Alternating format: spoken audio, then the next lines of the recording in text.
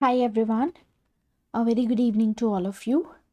आज के सेशन में हम नेक्स्ट चैप्टर अपना स्टार्ट करने वाले हैं। तो टॉपिक नंबर 1 हमारा कंप्लीटली कवर हो चुका है, जिसमें हमने पॉलिटिकल स्ट्रैटेजीज़ एंड साथ ही साथ पर्सपेक्टिव्स कवर किए। अब बात करते हैं हमारे नेक्स्ट टॉपिक की, which is making of the Indian constitution. और इसके बाद हमारा जो salient features of the constitution है वो वाला टॉपिक हम कवर करेंगे। तो टॉपिक नंबर 2 हमारा आता है मेकिंग ऑफ द कॉन्स्टिट्यूशन। इसके अंदर सबसे पहले तो हमें समझना है कि जब हमारा संविधान बनाया गया तो कौन कौन से ऐसे प्रोविजंस थे जो हमने ब्रिटिशर्स के बनाए हुए जितने भी लॉज थे या एक्ट थे वहाँ से इंपोर्ट किए। इसके अलावा कॉन्स्टिट्यूशन को बनाते समय किन सामाजिक तौर पे और पॉलिटिकल पर्सपेक्टिव्स को कंसिडर किया गया, वो सारे जो डिबेट्स वहाँ पर चल रही थी उसके बारे में जानना ज़रूरी है। अब ये वाला चैप्टर जो है आपका, वैसे तो आपके पास सफिशेंट डेटा है यहाँ पर पीडीएफ में जितना दिया गया है, that will be more than sufficient. लेकिन अगर आप इसकी रीडिंग करना चाहें तो BL फाडिया से आप मेकिंग ऑफ द कॉन्स्टिट्यूशन को स्टडी कर सकते हैं, क्योंकि जो भी अलग अलग डिबेट्स कॉन्स्टिट्यूएंट असेंबलीज़ में चल रही थी उस समय पे, वो डिबेट्स आप एक बार पढ़ लेंगे, काफ़ी अच्छे तरीके से जो है वहाँ पर मेंशन की गई हैं, तो आप ही का फ़ायदा होगा। स्पेसिफिकली जो हिंदी मीडियम के स्टूडेंट्स हैं उनके लिए आई विल से दैट कि जब भी आप पॉलिटी सेक्शन पढ़ें, रादर देन कि आप लक्ष्मीकांत या कोई और बुक पे जाएं, आप BL फाडिया को प्रेफर कर सकते हैं अगर आप पॉलिटी की तैयारी कर रहे हैं, क्योंकि जो BL फाडिया की किताब है भारतीय शासन एवं राजनीति, ये हिंदी में आपके पास अवेलेबल है। तो पिछले कुछ सालों में आप देखेंगे, जैसे 2021 में एक क्वेश्चन यहाँ से पूछा गया है कि mention the founding principles that define India's constitution. ऐसे कौन कौन से प्रिंसिपल्स हैं जो हमें भारत के कॉन्स्टिट्यूशन में जो है संविधान में देखने को मिलते हैं, जो हमारे कॉन्स्टिट्यूशन की डेफिनेशन का पार्ट बन सकते हैं। इसके अलावा एक और क्वेश्चन यहाँ से पूछा गया था that the Constitution of India is a product of historical processes rich with constitutional antecedents। यानी कि कॉन्स्टिट्यूशन जब बनाया गया तो उस समय पे यहाँ पर किस तरीके की चीज़ों को इम्पोर्ट किया गया, राइट। जैसे we have a lot of acts, जैसे कि कहा जाता है कि गवर्नमेंट ऑफ इंडिया एक्ट 1935 का ऑलमोस्ट बहुत सारे प्रोविजंस ऐसे हैं जो डायरेक्टली हमारे संविधान में यूज़ कर लिए गए। ऐसे ही 2020 में भी एक क्वेश्चन पूछा गया कि भारत का जो कॉन्स्टिट्यूशन मेकर्स हैं उन्होंने सोशल इनइक्वालिटी को लेकर के क्या सभी प्रोविजंस जो हैं इंट्रोड्यूस किए संविधान में, और उसको लेकर के क्या डिबेट चल रही थी। तो इस तरीके के आपको क्वेश्चंस यहाँ पर दिखेंगे। जैसे कि 2018 में क्वेश्चन पूछा गया था that Indian constitution is a lawyers paradise. उसका कारण ये है कि जिस तरीके के टर्म्स, जिस तरीके के कीवर्ड्स यहाँ पर यूज़ किए गए हैं एंड जिस तरीके के प्रोविजंस हमारे संविधान में दिए गए हैं, हालांकि बहुत ही इलेबोरेटेड है, लेकिन कुछ लोग कहते हैं कि ये जो कीवर्ड्स हैं, जो टर्म्स यूज़ की हुई हैं, बहुत ही कॉम्प्लेक्स हैं, आम आदमी जो है वो उसको समझ नहीं सकता है आसानी से। तो इसीलिए लॉयर्स के लिए तो खैर ये बहुत अच्छी चीज़ है कि उनका बिजनेस चलता रहता है, बिकॉज हर इन चीज़ों पे जो है बहस होती रहती है और केस चलता रहता है, आप ऐसे कह सकते हो। तो इसीलिए इसको एक लॉयर्स पैराडाइज की तरह नॉर्मल सेंस में अगर मैं आपको बताऊं तो ऐसे देखा जाता है। बाकी इसको डिटेल में इसकी जो भी थ्योरी होगी वो तो हम समझेंगे ही। ऐसे ही एक और क्वेश्चन पूछा गया 2010 में, जिसमें कॉन्स्टिट्यूएंट असेंबली जब बनाई गई तो क्वेश्चन पूछा गया कि it was a one party body, यानी इंडियन नेशनल कांग्रेस एक ही पार्टी थी जो यहाँ पर डोमिनेट कर रही थी, और इसीलिए ऐसा कहा गया कि जो कॉन्स्टिट्यूएंट असेंबली है it was the Congress and Congress was India. तो कुछ लोग ऐसा भी कहते हैं कि दोबारा से कॉन्स्टिट्यूएंट असेंबली बनाई जाए और अब की बार जो लोग हैं वो इलेक्ट करेंगे डायरेक्टली मेंबर्स कॉन्स्टिट्यूएंट असेंबली के, और दोबारा से संविधान जो है कुछ बनाया जाना चाहिए जो ट्रू सेंस में भारत के लोगों को रिप्रेजेंट करते हों।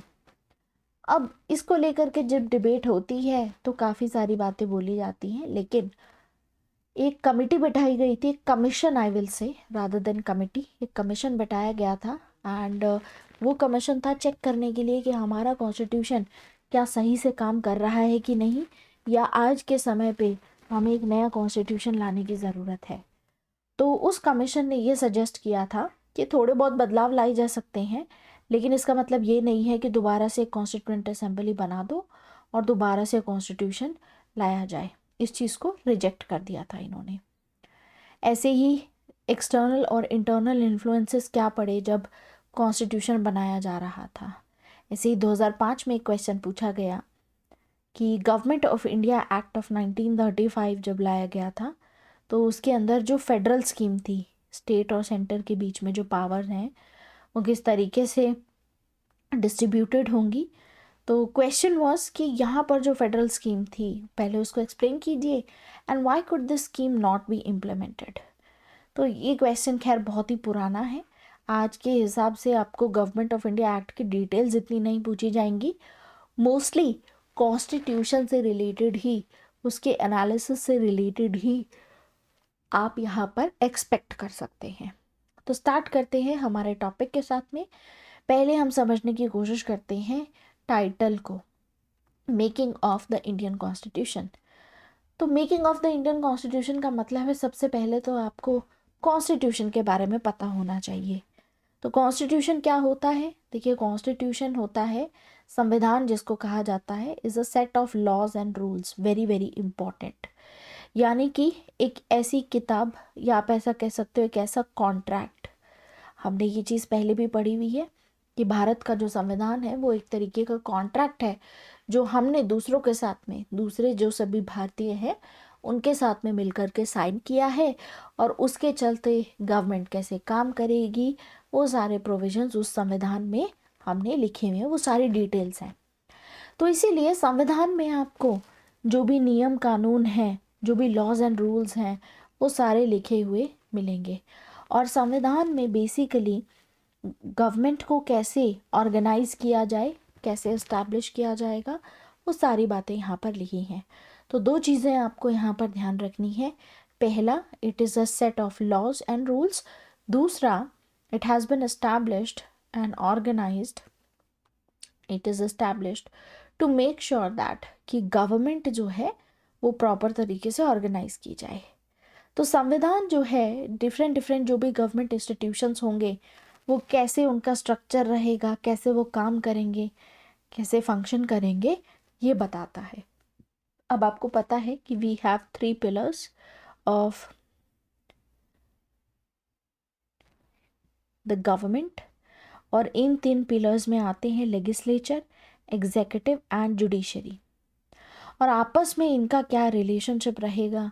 इसके अलावा जो भी रीजनल और लोकल गवर्नमेंट्स हैं उनके सारे प्रोविजंस जो हैं वो हमारे संविधान में दिए गए हैं डिटेल्ड मैनर में। तो अब जो कॉन्स्टिट्यूशन होता है वो रिटन भी हो सकता है और अनरिटन भी हो सकता है। जैसे कि अगर हम बात करें यूके की, तो वहाँ पर अनरिटन कॉन्स्टिट्यूशन आपको दिखेगा। भारत की बात करें तो भारत में रिटन कॉन्स्टिट्यूशन है। तो अगर आपके यहाँ पर रिटन कॉन्स्टिट्यूशन है, रिटन कॉन्स्टिट्यूशन का मतलब है कि प्रॉपर ऐसे संविधान की एक किताब है जिसमें सारे लॉज, सारे rules, provisions article by article ऐसे लिस्टेड हैं, तो फिर इन केस अगर ऐसा होता है तो इसी किताब में, इसी कॉन्स्टिट्यूशन में आपको सारे जो आपकी कंट्री रिप्रेजेंट करेगी, जिन प्रिंसिपल्स को, वो मेंशन्ड होंगे। एक सिंगल डॉक्यूमेंट में सब कुछ मेंशन्ड होता है। तो भारत का जो संविधान है वो बाकी सभी देशों की तरह एक fundamental organ of government and administration को क्रिएट करने के में हेल्प करता है। ठीक है, यानी कि आप अगर कॉन्स्टिट्यूशन उठाते हैं तो आपको कॉन्स्टिट्यूशन से पता चलेगा स्ट्रक्चर, कॉम्पोजिशन, गवर्नमेंट के पास कहाँ कितनी पावर है, कौन से फंक्शंस हैं जो ये परफॉर्म कर सकते हैं। जैसे कि सुप्रीम कोर्ट क्या फंक्शन परफॉर्म करेगी, हाई कोर्ट क्या फंक्शन परफॉर्म करेगी, वो सारी चीज़ें संविधान में हमारे लिस्टेड हैं। इसके अलावा जो है हमारा जो कॉन्स्टिट्यूशन है वो ये भी बताता है कि आपस में इनके बीच में कैसे इंटरेक्शन होगा, यानी जो लेजिस्लेचर हैं वो एग्जीक्यूटिव के साथ कैसे इंटरेक्ट करेंगे, जुडिशरी इस पूरे सर्कल में कैसे इंटरेक्ट करेगी। जैसे जुडिशरी को लेकर के एक इम्पॉर्टेंट टर्म आती है इंडिपेंडेंस, कि जुडिशरी जो है हमेशा ही इंडिपेंडेंट रहेगी, यहाँ पर लेजिस्लेचर और एग्जीक्यूटिव का इंटरफेरेंस नहीं होगा।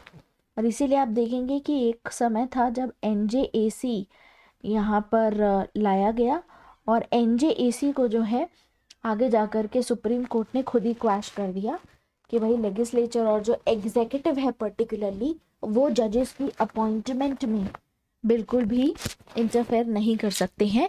This is to ensure the independence of judiciary. ठीक है, तो यानी कि हमारे संविधान में ये भी बताया गया है कि जो बेसिकली ऑर्गन्स हैं डिफरेंट वो आपस में कैसे इंटरैक्ट करेंगे, और साथ ही साथ सिटीजन्स एंड स्टेट के बीच का इंटरेक्शन कैसे रहेगा, स्पेसिफिकली पॉलिटिकल कॉन्टेक्स्ट में यहाँ पर सारी बात की गई है। ठीक है, तो अब हमें ये चीज़ समझ में आ चुकी है कि कॉन्स्टिट्यूशन है क्या। ठीक है, अब बात करते हैं कि फंक्शंस क्या हैं कॉन्स्टिट्यूशन के। देखिए, जो संविधान बनाया जाता है वो बेसिकली एक पॉलिटिकल स्ट्रक्चर होता है, यानी कि वो हमें पूरा पॉलिटिकल स्ट्रक्चर प्रोवाइड करता है कि कैसे काम होगा, गवर्नमेंट कैसे काम करेगी, पॉलिटिक्स कैसे चलेगी।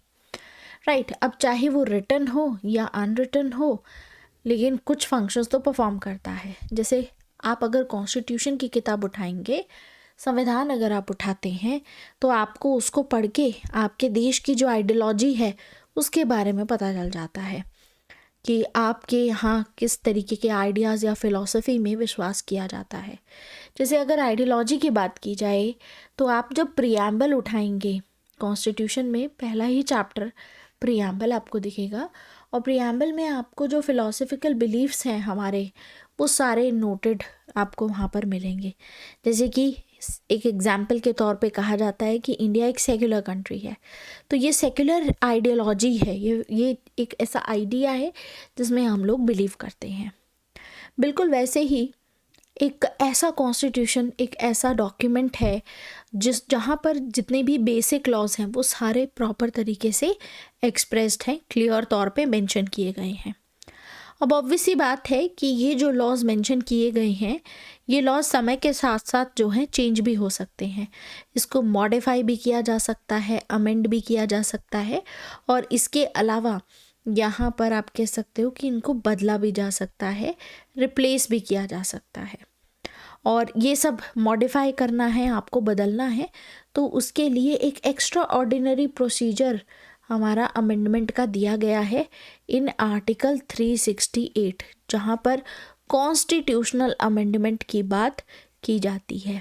वैसे तो नॉर्मल तरीके से भी आप लॉज में बदलाव ला सकते हो, लेकिन मेनली जो कॉन्स्टिट्यूशनल अमेंडमेंट है वो यहाँ पर मैटर करता है।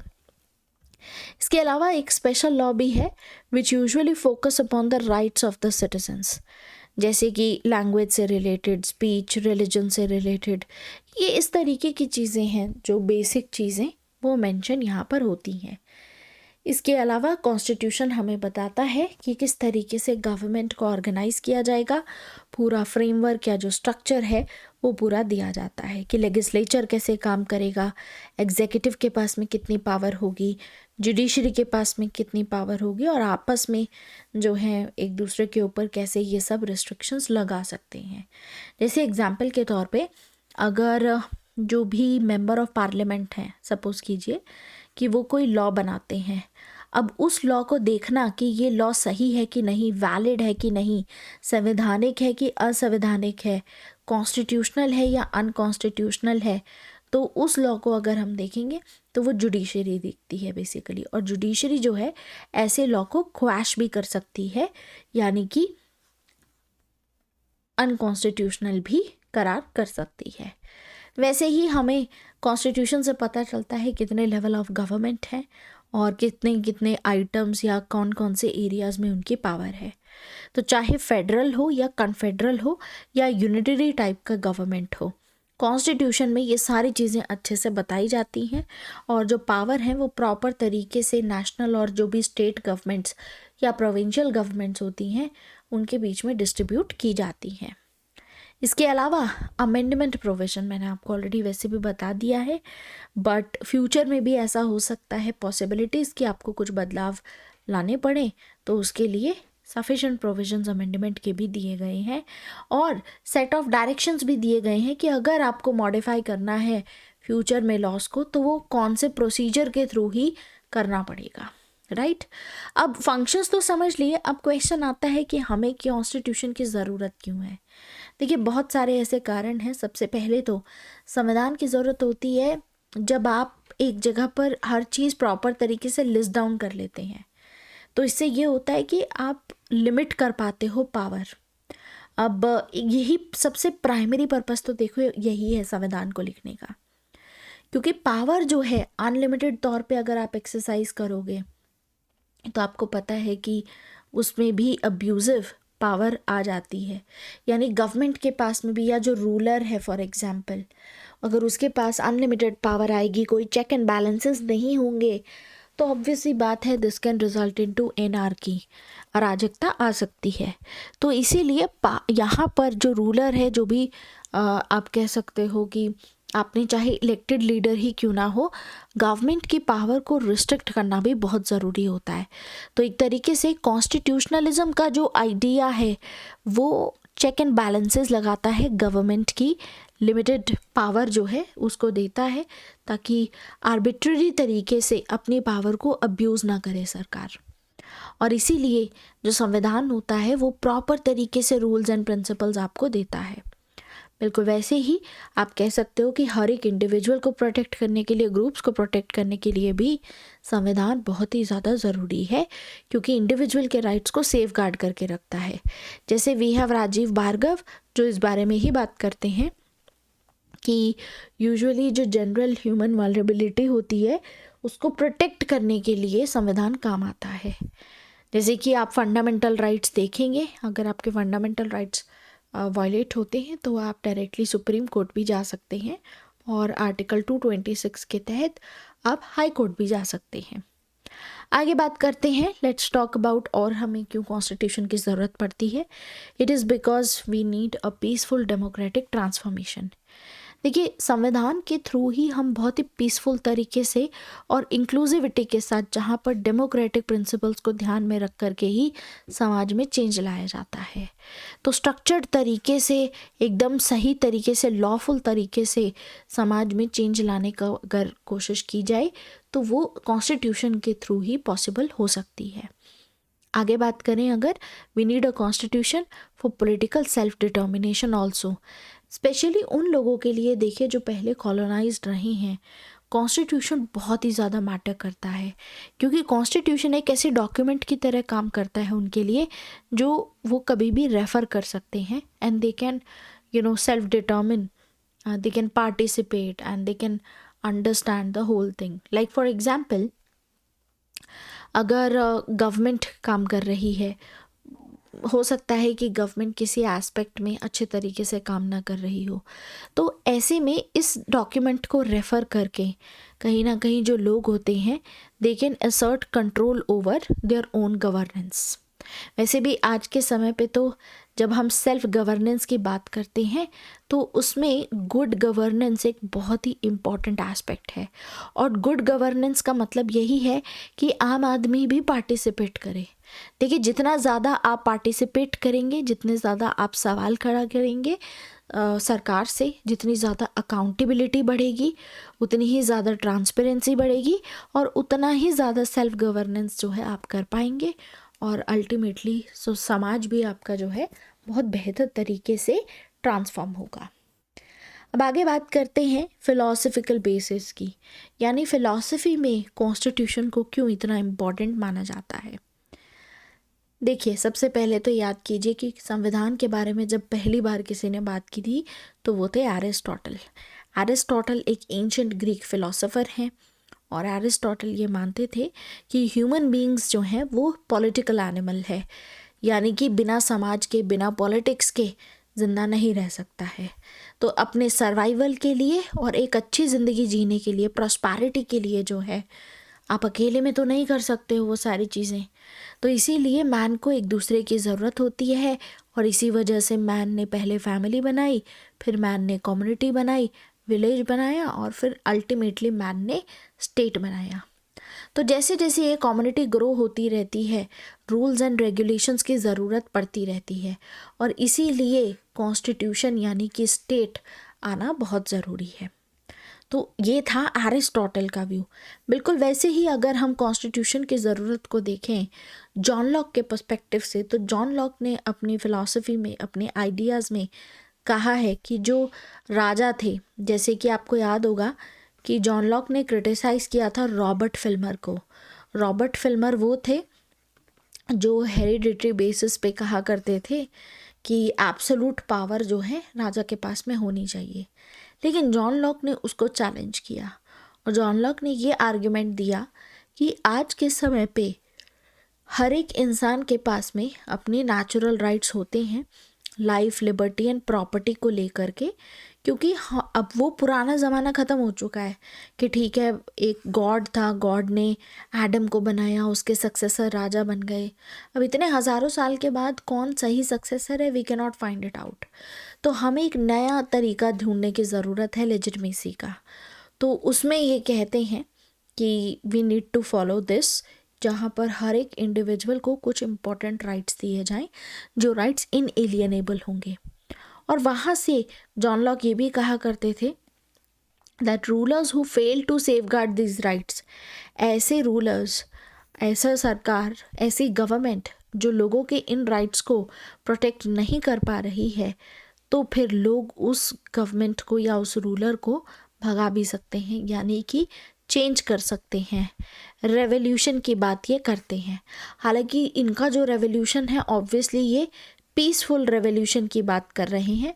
और देखिए हमारा जो संविधान है वो जब बदलाव की बात करता है तो वो रेवोल्यूशनरी पॉइंट ऑफ व्यू से अगर देखें तो पीसफुल तरीके से कर रहा है, नॉन वायलेंट तरीके से कर रहा है। तो एक चीज़ तो साफ है कि जो संविधान होता है उसको कहा भी जाता है कि it is a revolutionary document. It is a revolutionary document, क्योंकि कॉन्स्टिट्यूशन के थ्रू समाज में बहुत ही बड़ा चेंज लाने की कोशिश की गई है। 1947 में हम जहाँ पर भी थे, आज 2024 चल रहा है and things have changed a lot. और भारत में इस चीज़ का बदलाव जो है संविधान के थ्रू भी लाया गया है। It has bin a very, आप कह सकते हो, ट्रांसफॉर्मेशनल डॉक्यूमेंट। सो इसीलिए ये एम्फसाइज करते हैं अबाउट जॉन लॉक कहा करते थे कि रूल ऑफ लॉ और कॉन्स्टिट्यूशन बहुत ही इम्पॉर्टेंट है अगर आपको मैन के फंडामेंटल राइट्स को प्रोटेक्ट करना है। अब इतना कुछ हमने समझा कि कॉन्स्टिट्यूशन की ज़रूरत क्यों है, फंक्शंस क्या हैं, कॉन्स्टिट्यूशन क्या है। एट द सेम टाइम हमने समझा the philosophical basis of constitution, जिसमें हमने एरिस्टोटल एंड जॉन लॉक का पर्सपेक्टिव समझा। अब थोड़ा इंडियन कॉन्स्टिट्यूशन के बारे में ही बात करते हैं कि अगर आपको भारत के संविधान के बारे में कुछ लिखना है तो आप क्या लिखेंगे। देखिए सबसे पहले तो इंडियन कॉन्स्टिट्यूशन एक ग्राउंड ब्रेकिंग डॉक्यूमेंट है। या तो इसको आप ग्राउंड ब्रेकिंग डॉक्यूमेंट की तरह लिख सकते हैं, या आप कह सकते हैं it is a revolutionary document. Revolutionary document यानी कि इन भारत का जो संविधान है उसमें आपको दिखेगा कि it is design not just to provide rules for governing the nation. मतलब रूल्स एंड लॉज तो दिए ही गए हैं कि देश को कैसे चलाया जाना चाहिए, लेकिन हमारा संविधान ऐसा है जिसने करोड़ों लोगों की ज़िंदगी बदल दी, जिसने बहुत सारे लाखों लोगों को एक डिग्निफाइड लाइफ दी। एग्जाम्पल के तौर पे आर्टिकल 17 फंडामेंटल राइट का आप देखेंगे, जिसमें अबॉलिशन ऑफ अनटचेबिलिटी के बारे में बात होती है। तो इसके चलते एक सभ्य लाइफ, एक डिग्निफाइड लाइफ जो है यहाँ पर बहुत सारे लोगों को इंश्योर की गई है। और यही एक मेन आइडिया भी था जब भी स्वराज की बात की जाती थी, सेल्फ गवर्नेंस की बात की जाती थी इंडियन नेशनल मूवमेंट में, तो वहाँ पर डिग्निटी की बात भी की जाती थी। तो हमारा जो संविधान है वो ऐसे प्रिंसिपल्स पे बना है, वो प्रिंसिपल्स इस चीज़ पे बेस्ड हैं, जो हमारे जो लोग थे उनकी एस्पिरेशंस थी उस समय की, उसको सिक्योर कर रहा है।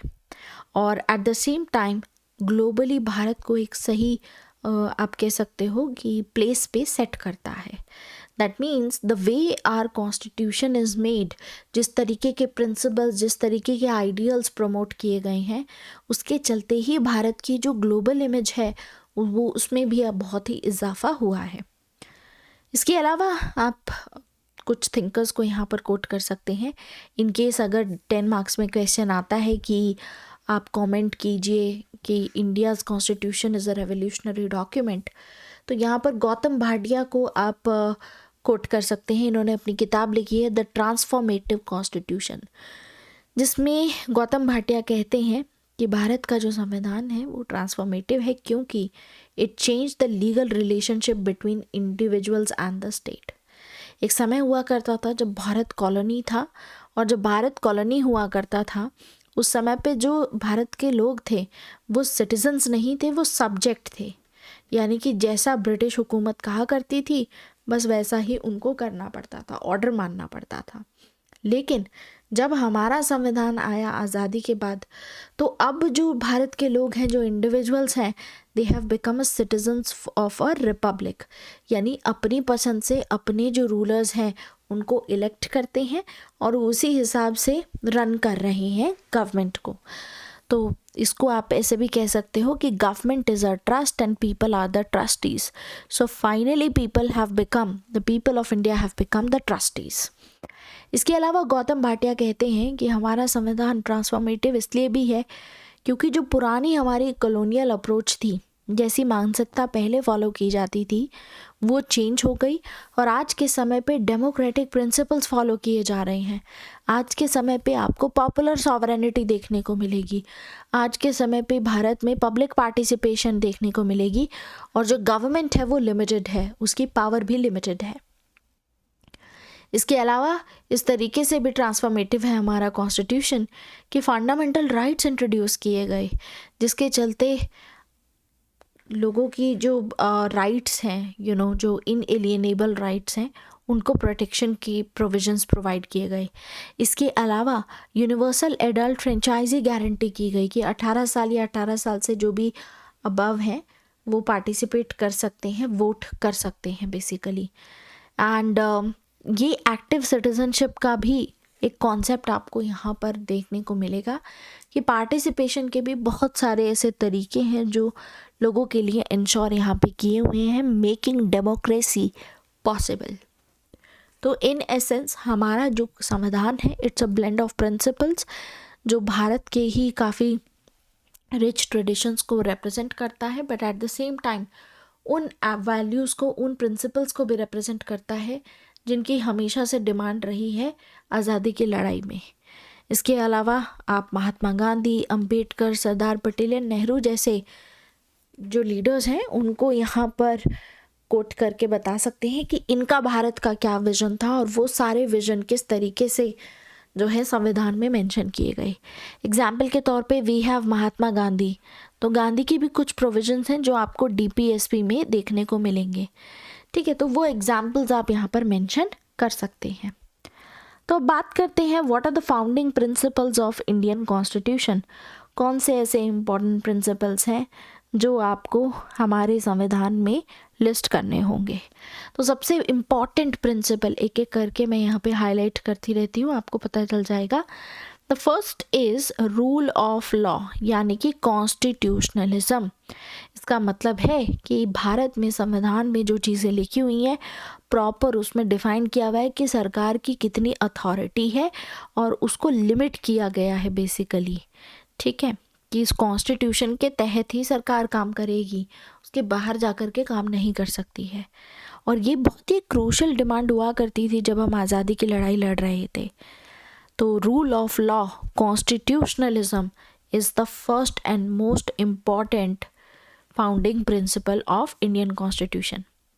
इसके अलावा अगर आप अपना संविधान देखेंगे तो आपको लिबरलिज्म अलग एक प्रिंसिपल दिखेगा। This is also foundational principle जो हमारे संविधान में देखने को मिलेगा, क्योंकि लिबरलिज्म के चलते ही भारत ने पार्लियामेंट्री डेमोक्रेसी का आइडिया अपना आगे जारी रखा और आगे जा कर के जो फंडामेंटल राइट्स हैं उनको इंक्लूड किया पार्ट 3 ऑफ द कॉन्स्टिट्यूशन में।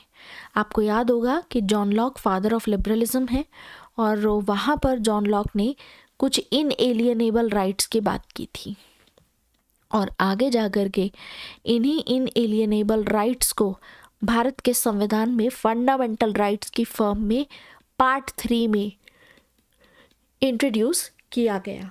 तो लिबरलिज्म भी एक इम्पॉर्टेंट प्रिंसिपल है, that is the foundation principal.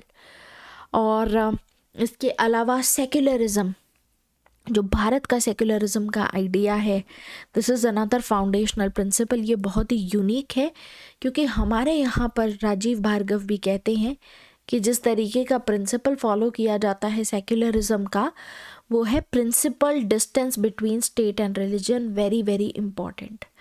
कहने का मतलब ये है कि यहाँ पर इक्वल जो है respect to each and every religion Bharat की तरफ से सभी धर्मों को दी जाती है।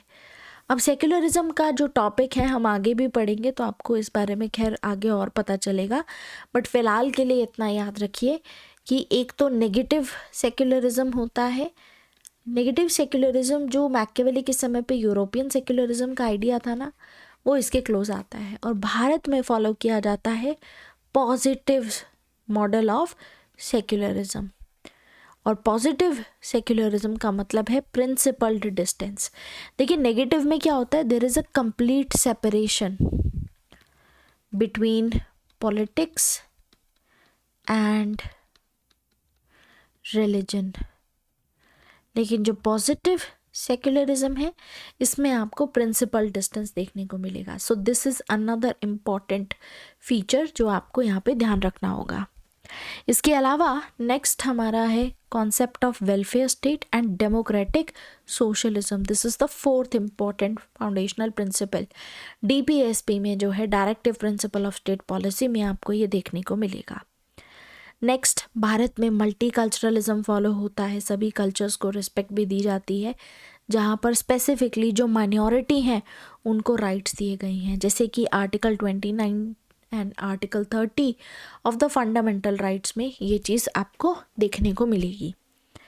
इसके अलावा जो हमारे फाउंडिंग फादर्स हैं उनके विजन में स्पेसिफिकली जैसे महात्मा गांधी हो गए, उनके बहुत सारे ऐसे प्रिंसिपल्स हैं जो DPSP में लिस्टेड हैं, जैसे कि ये पंचायती राज इंस्टीट्यूशन के फेवर में एडवोकेट करते थे, कॉटेज इंडस्ट्रीज़ के फेवर में थे और कोऑपरेटिव सोसाइटीज़ की बात करते थे। तो भारत का जो संविधान है वो इंडियन नेशनल मूवमेंट से बहुत ही ज़्यादा इन्फ्लुएंस है। उस समय की जो डिमांड्स थी उसने काफ़ी हद तक जो कॉन्स्टिट्यूशन के प्रोविजंस हैं उसको इम्पैक्ट किया है और इसीलिए ये सारी चीज़ें आपको DPSP में भी मेंशन होती हुई दिखेंगी। जैसे एग्जाम्पल के तौर पे नेहरू रिपोर्ट आई थी एंड इंडियन नेशनल कांग्रेस का सेशन हुआ था 1931 का कराची में, और वहाँ कुछ ऐसे रिकमेंडेशंस दिए गए थे, जैसे बिल ऑफ राइट्स की बात की गई थी, equal rights for main and women की बात की गई थी, वहाँ पर फेडरल गवर्नमेंट होनी चाहिए और जहाँ पर सेंटर के पास में रेजिडुअरी पावर होनी चाहिए, इस तरीके की बातें की गई थी। तो जब आप देखेंगे कि वहाँ पर भी ये प्रिंसिपल्स जो हैं आपको दिखाई देंगे, तो अल्टीमेटली जो है यूनिटी, इंटेग्रिटी, डिग्निटी, भारत के लोगों के पास में जस्टिस हो, ताकि भारत के समाज जो है वो उसमें बदलाव लाया जा सके, भारत को एक मॉडर्न डेमोक्रेटिक सोसाइटी बनाया जा सके। तो इसके लिए इक्वालिटी, लिबर्टी एंड फ्रेटर्निटी जैसे प्रिंसिपल्स भी आपको यहाँ पर देखने को मिलेंगे। ठीक है, so this is about the founding principles of Indian constitution. अब आगे बात करें हम तो कॉन्स्टिट्यूएंट असेंबली आ जाता है और कॉन्स्टिट्यूएंट असेंबली को लेकर के जो भी डिबेट्स हैं वो सामने आती हैं। इस तरीके की डिबेट्स होती हैं, जैसे बहुत सारे थिंकर्स कहते हैं कि कॉन्स्टिट्यूएंट असेंबली जो है it was not fully representative body. ठीक है, लेकिन थोड़ा सा इसको समझते हैं। अब मैं यहाँ पर ऑब्वियसली जो फैक्चुअल पार्ट है आपका कॉन्स्टिट्यूएंट असेंबली को लेकर के, हम फैक्चुअल में नहीं जाएंगे, हम अगेन एनालिसिस पे ध्यान दे रहे हैं। तो कॉन्स्टिट्यूएंट असेंबली में ये बेसिकली एक स्पेशल ग्रुप आप कह सकते हो जो बनाया गया था, इनको स्पेसिफिक टास्क ही दिया गया था कि आपको कॉन्स्टिट्यूशन बनाना है, इसीलिए नाम है कॉन्स्टिट्यूएंट असेंबली, ठीक है। एंड साथ ही साथ जो है ये भी कहा गया था कि जैसे ही संविधान बन जाएगा उसके बाद ये असेंबली जो है, क्योंकि टास्क कंप्लीट हो चुका है, इस असेंबली को डिसबैंड कर दिया जाएगा। तो हम ये देखते हैं कि कॉन्स्टिट्यूएंट असेंबली बनाई गई थी and it acknowledges the sovereignty and the right to self determination of a particular group of people. तो आप यहाँ देखेंगे कि कॉन्स्टिट्यूएंट असेंबली डेफिनेटली जब डिबेट होती है तो कहा जाता है कि सभी लोगों ने वोट करके, मतलब बहुत सारा तबके ऐसा था भारत का जिन्होंने कॉन्स्टिट्यूएंट असेंबली के मेंबर्स को इलेक्ट करने के लिए भी मतलब वोट नहीं किया था। एग्जाम्पल के तौर पे काफ़ी सारे मेंबर्स तो ऐसे थे जो नॉमिनेटेड थे। तो आप ये देखेंगे कि कॉन्स्टिट्यूएंट असेंबली को लेकर के इसलिए कहा जाता है that this was the body which was partially elected and partially nominated. तो कॉन्स्टिट्यूएंट असेंबली का जो प्राइमरी जॉब थी वो क्या थी कि कॉन्स्टिट्यूशन बनाना है। भारत जब आज़ाद हुआ है तो एक आज़ाद भारत का अपना खुद का संविधान होना चाहिए, तो इसीलिए एक लीगल फ्रेमवर्क इनको तैयार करना था और जो भी असेंशियल सिस्टम भारत में फॉलो किया जाएगा उसको भी इन्होंने तैयार करना था। अब यहाँ पर जो लोग इसको बना रहे थे उन्होंने इंटरनेशनल जो भी डॉक्यूमेंट्स थे या दूसरे जो भी आप देखोगे कि संविधान थे उससे काफ़ी सारा इंस्पिरेशन लिया और एक प्रोग्रेसिव डेमोक्रेटिक कॉन्स्टिट्यूशन बनाने की कोशिश की और साथ ही साथ काफ़ी सारे ऐसे प्रिंसिपल्स को भी फॉलो किया जो उस समय पे ब्रिटेन में भी फॉलो किए जा रहे थे। देखिए, ऑल्दो जो कॉन्स्टिट्यूएंट असेंबली है उसकी जो लीगल एग्जिस्टेंस है आप यही देखोगे कि कॉलोनियल रजीम से आती है, क्योंकि उस समय पे पूरी तरीके से भारत आज़ाद नहीं हुआ था। 1946 की बात है जब कॉन्स्टिट्यूएंट असेंबली बनाई जा चुकी थी, लेकिन सॉवरेन डिक्लेयर होने से पहले प्रॉपर आप देखेंगे कि कॉन्स्टिट्यूएंट असेंबली को बनाने की बात ब्रिटिशर्स ने कर दी थी। इनिशियल एक्शंस जो हैं यहाँ पे ले लिए गए थे। तो इसीलिए देखेंगे कि यहाँ पर जो है अथॉरिटी मिलेगी कॉन्स्टिट्यूएंट असेंबली को कि अपने हिसाब से जो इनको ठीक लगता है वैसा संविधान ये बनाएंगे। एंड यहाँ से शुरुआत होती है फिर कि ब्रिटिश पार्लियामेंट जो है अब इस चीज़ में बिल्कुल भी अड़चन नहीं कर पाएंगे। क्यों? क्योंकि they are now going to make all these things themselves. जो भी लॉज जो भी प्रोविज़न होंगे विदाउट एनी ब्रिटिश इंटरफेरेंस होंगे, दैट्स वाई। तो उनकी जो लिमिटेशंस या जो भी रिस्ट्रिक्शंस अगर वो पहले लगाते थे अब वो चीज़ नहीं रहेगी यहाँ पर। तो कॉन्स्टिट्यूएंट असेंबली को उसका status as a sovereign body मिलता है तब जब भारत का इंडिया इंडिपेंडेंस एक्ट 1947 का एनैक्ट किया जाता है और वहाँ से फिर असेंबली शुरुआत कर देती है और इस तरीके के रूल्स लाए जाते हैं। अब नेक्स्ट सेशन में हम इस पर्टिकुलर टॉपिक को कवर करने की कोशिश करेंगे। Will try to finish it. आज के सेशन में अभी इसको यहीं पे रखेंगे। I want to complete it thoroughly in the next class itself. आज का सेशन अगेन थोड़ा सा छोटा इसलिए भी है because my mid terms are going on and I want a little bit of time to myself to study also, but I promise by the end of this month we'll be able to complete at least 50 to 70% of IGP Indian government and politics का। हम 70% मेरी कोशिश रहेगी that हम complete कर लें जो भी इम्पोर्टेंट टॉपिक्स हैं, क्योंकि अब हम डायरेक्ट पॉलिटिक्स वाले टॉपिक पे आ चुके हैं and these things are going to be completed compare to the rest of the topics, क्योंकि उसमें थोड़ा सा टॉपिक्स सब टॉपिक्स बहुत ज़्यादा थे इसीलिए टाइम लग गया।